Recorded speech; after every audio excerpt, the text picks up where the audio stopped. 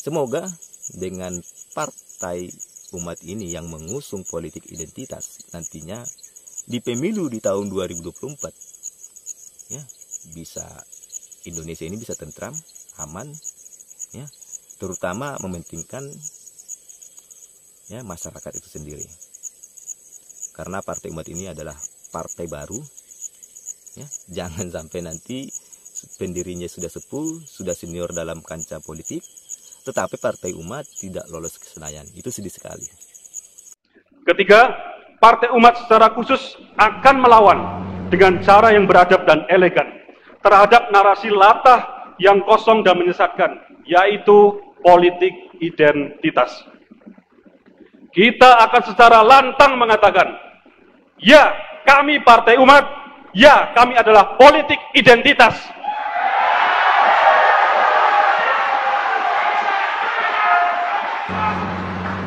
Kita akan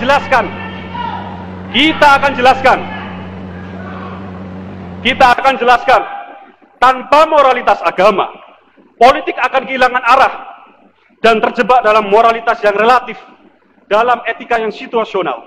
Ini adalah proyek besar sekularisme yang menghendaki agama tercerabut, dipisah dari semua sendi kehidupan, termasuk politik. Dengan demikian, perlu dipahami bahwa sungguhnya justru politik identitas adalah politik yang Pancasilais.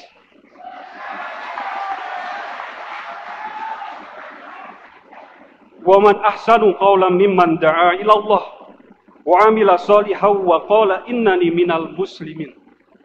Siapakah yang lebih baik perkataannya daripada orang yang menyeru kepada Allah, mengerjakan kebajikan dan berkata, sesungguhnya aku termasuk orang-orang muslim yang berserah diri.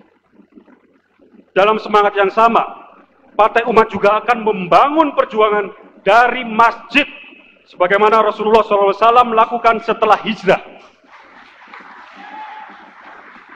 Bagi umat Islam, selain tempat ibadah, masjid seharusnya menjadi pusat inkubasi ide dan juga etalase gagasan, menjadi ruang pertemuan pikiran untuk menyusun rencana dan strategi keumatan, dan menjadi titik nol sebuah perjuangan, termasuk di dalamnya jihad politik.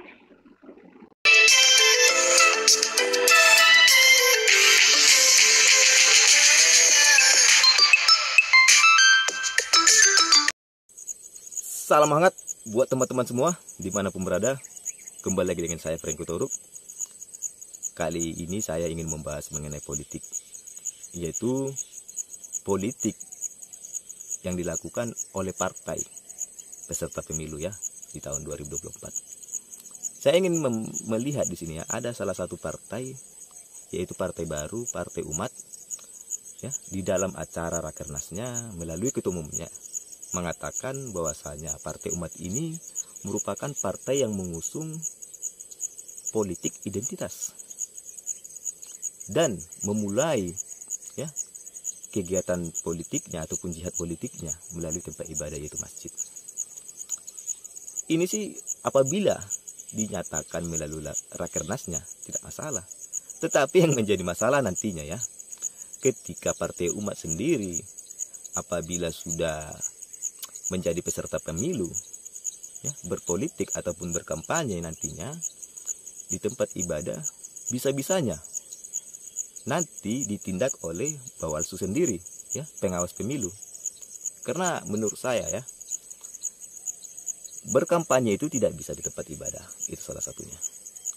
Dan apabila kita lihat yang mengusung politik identitas juga sangat menarik ya, di mana juga pernah dikatakan bahwa pernah terjadi, banyak menyebutkan ya, politik identitas itu pernah terjadi di DKI Jakarta. Memang apabila kita lihat pergerakan daripada politik identitas ini sangat-sangat menjanjikan.